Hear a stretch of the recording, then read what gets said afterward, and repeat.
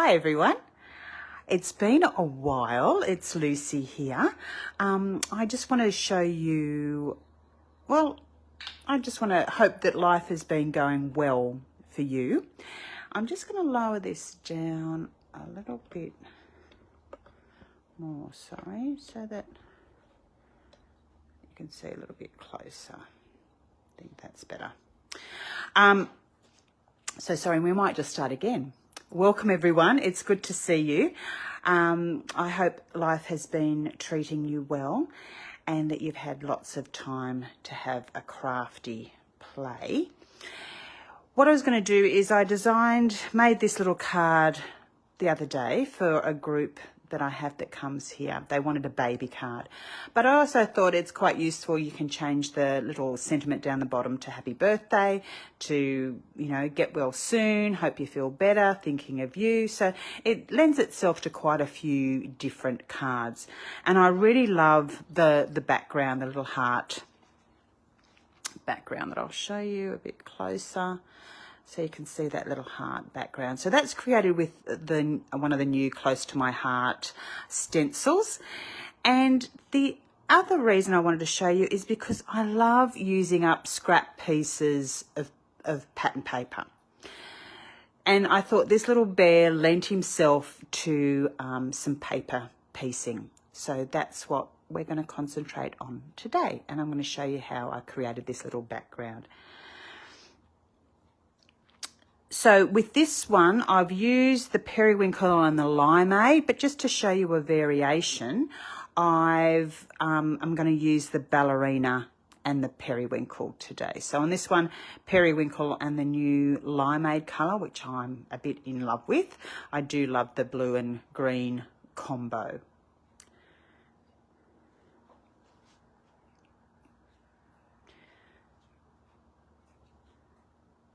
This is going, isn't it? I'm hoping it's recording. Anyway, we'll continue on. So, and I've used these two little stamp sets, the Berry Special and Hot Air Balloon for the banner and the sentiments. So again, I think this is a really versatile stamp set. So I'll just put those to the side. We're going to pop the limeade to the side. And I might start with the background first. So the stencil just comes with like this raindrop pattern. So we start off with that. So just lining it up on the card, just centering that. And I'll use the ballerina. Now you could, if you wanted to, you could put a bit of masking tape on the side and hold it in place. But I just find it's pretty easy to just hold it in place with your fingers. But if you want to use masking tape to hold it down, if you don't want to have to hold it yourself, but I just move my fingers along and just hold it in the places that you're not stenciling. The Close to My Heart brushes are beautiful with using with the stencils, because the Close to My Heart stencils are nice and thin, so they do work quite well with the blending tools as well. But really, when you've got an intricate stencil, the blending brushes are so much better for it.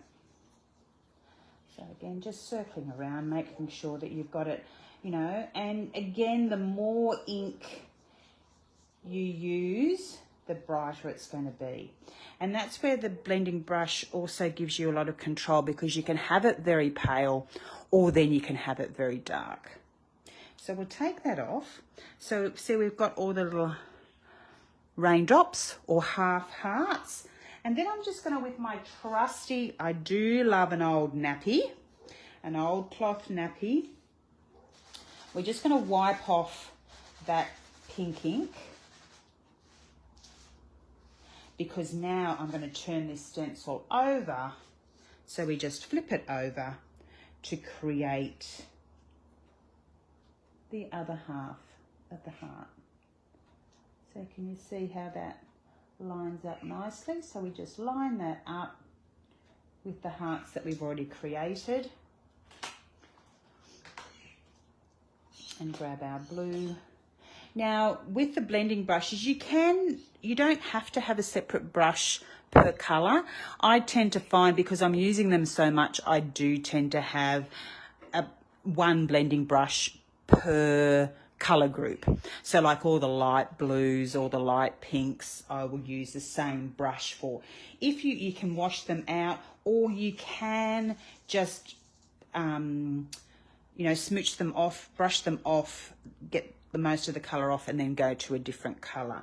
But sometimes you do get that blending of colours. So I wouldn't go using, you know, a black brush on, say, a light purple, you know, a mauve colour, or a light blue, because then you'll get a real discoloration there. So now we're just going to go over with the periwinkle. So the first colour was Ballerina.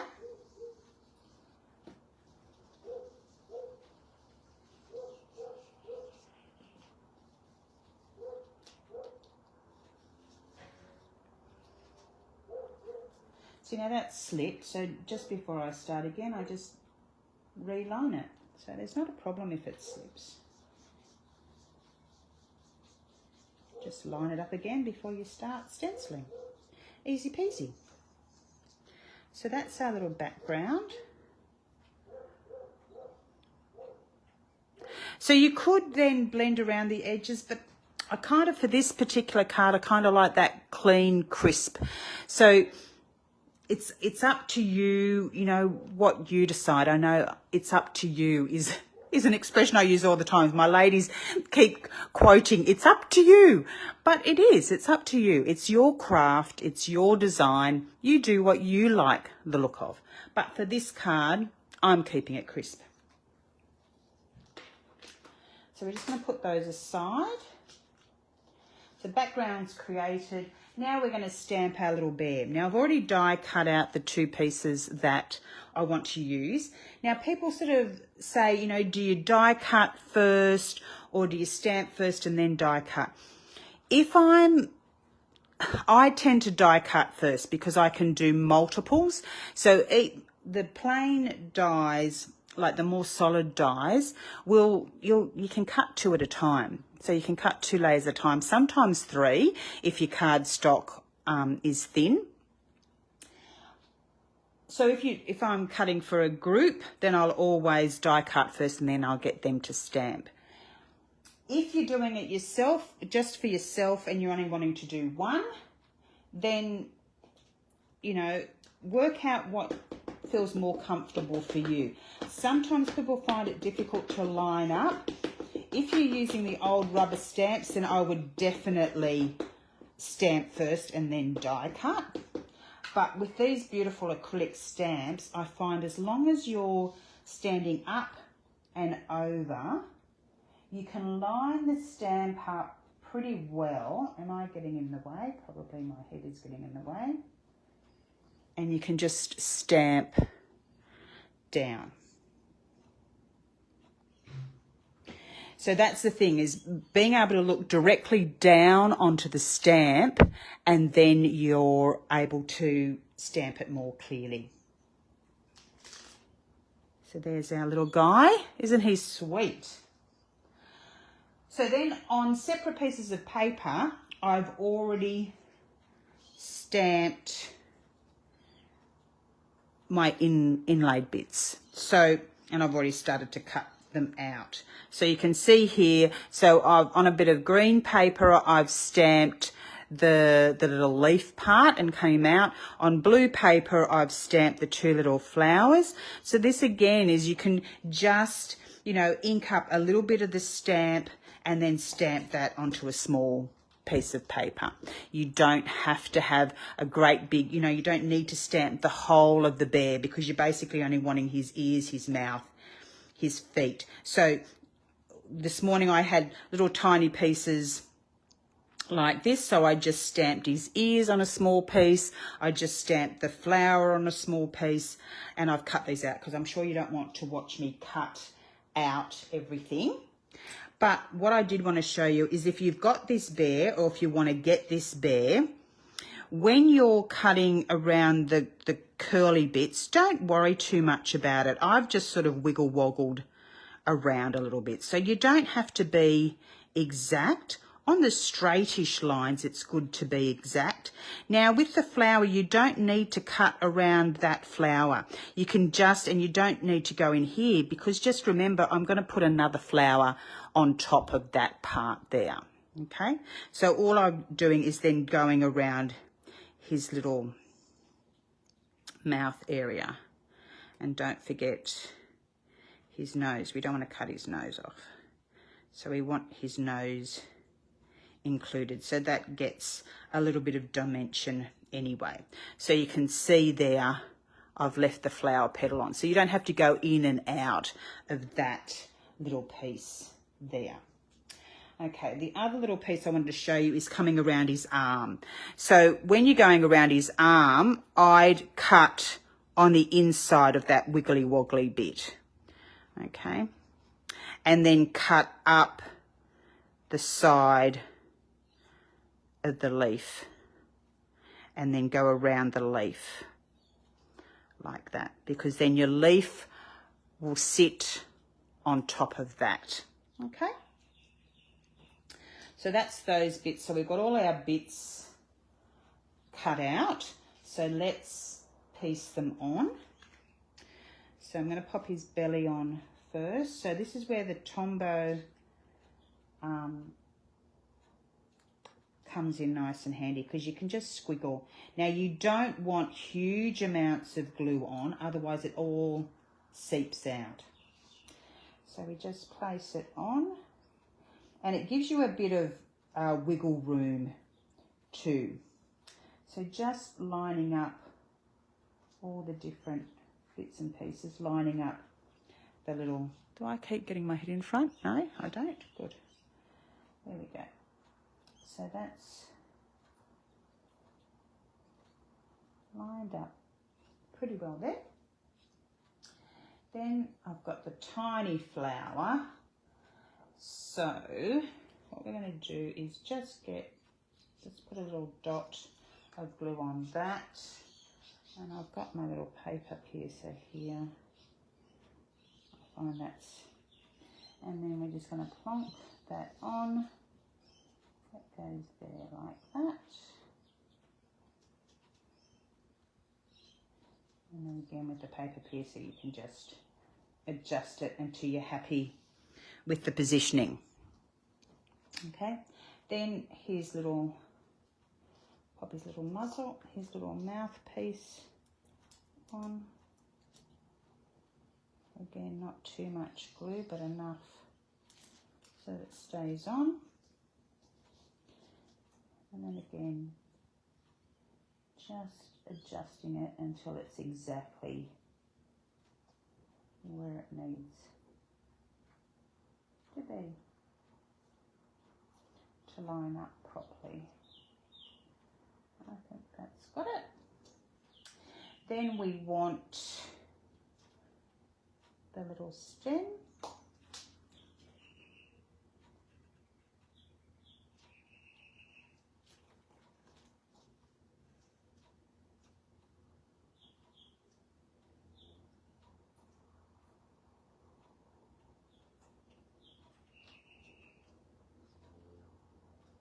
And the good thing about the Tombow is it does give you a little bit of wiggle room. So if you don't have it exactly right, you've got time to adjust it.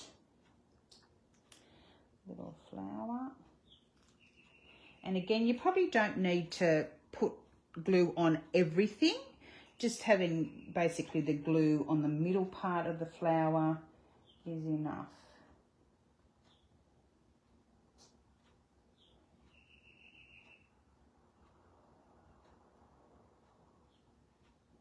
Because if it sits up a little bit, it doesn't matter, because it'll just give it a little bit of dimension. So you can see here it's sitting up a little bit, and that's fine. I don't mind that little bit of dimension. Okay, now his little feet. Now, because I've pre-cut them out, I just want to make sure, yeah, I think that's that one. Yeah, that I've got the right pads on his right feet.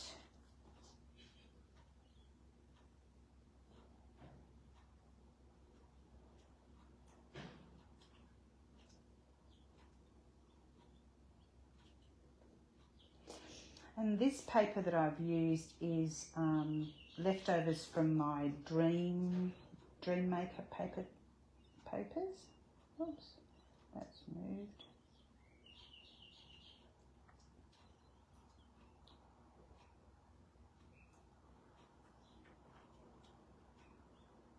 So you've got that bit of wiggle time. So that's why I quite like the Tombow glue for this sort of thing, because it doesn't dry instantly. But if you want it to dry instantly, then, oh, I forgot to make sure which was which. Oh no, this one is this one.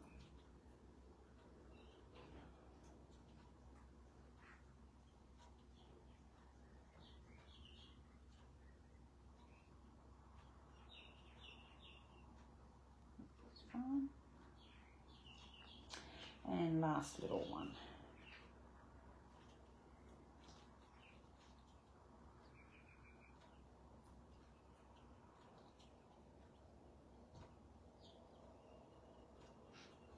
Into position. So you can see he's all ready to go and looks quite cute with his little paper pieces. Okay, so we'll just pop him aside. And now we're going to do the banner. So I'm just going to ink up the banner.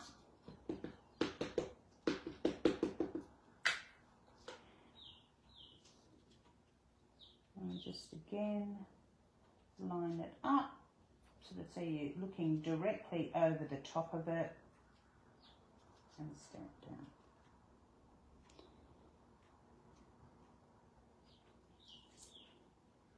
There we go. And then what do we want? What do we want? I might go the happy birthday this time. So we'll do a little happy birthday.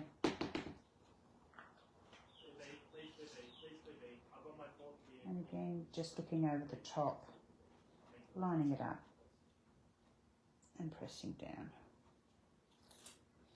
So there's our little banner. Now we could put a little bit of colour on there.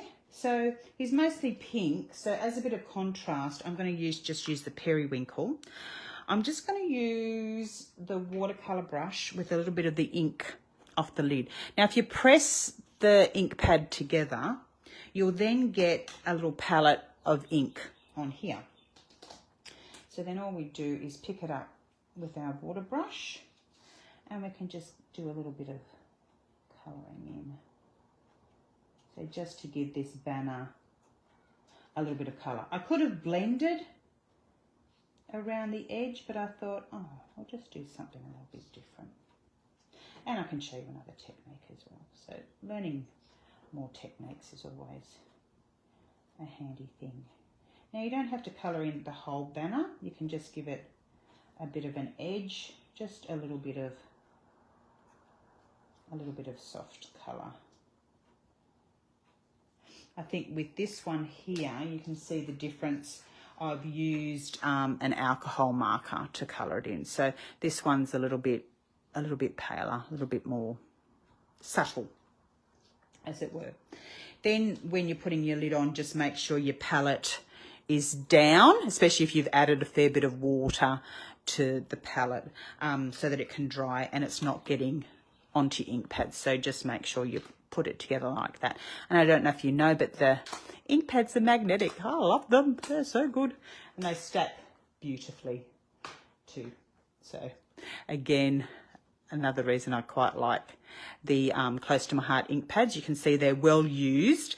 You can get re-inkers with them, which I find is wonderful, because even though they come fairly heavily inked, if you're doing lots of blending with them, you do use your ink up, but they will last a long time. But when they run out, you can buy a re-inker and then just re-ink them. So, so you don't have to buy a new ink pad, which I think is wonderful, because it'd be such a waste to throw that out and not very good for the environment.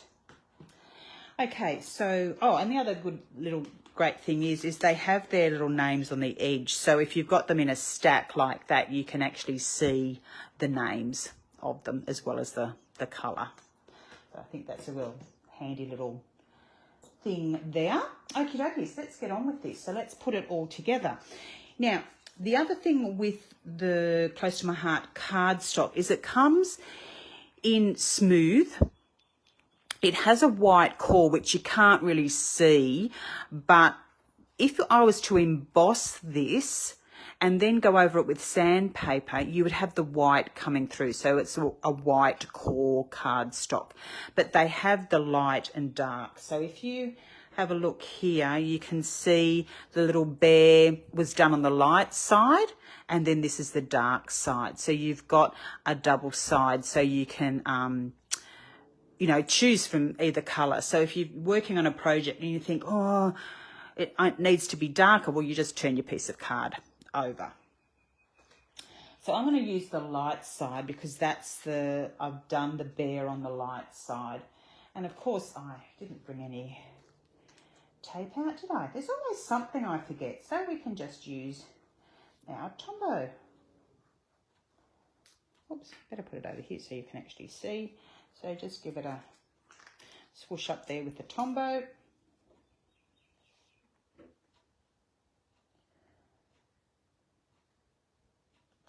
And then place that on, centre that, and then we'll do the same for our white. Oh, I might actually start using the Tombow more for this. I'm a bit of a double-sided tape girl, but this seems to work quite nicely. And then make sure you've got your card the right way. Yes, I'd already folded that, and then just centre that. And again, with centering, people say, oh God, I can't centre my paper. Again, I tend to stand on top of it so that I can see what I'm doing, and then I'm able to centre things a lot better. So that's that. Oh, and of course my mounting tape as well. So then all we're going to do is pop.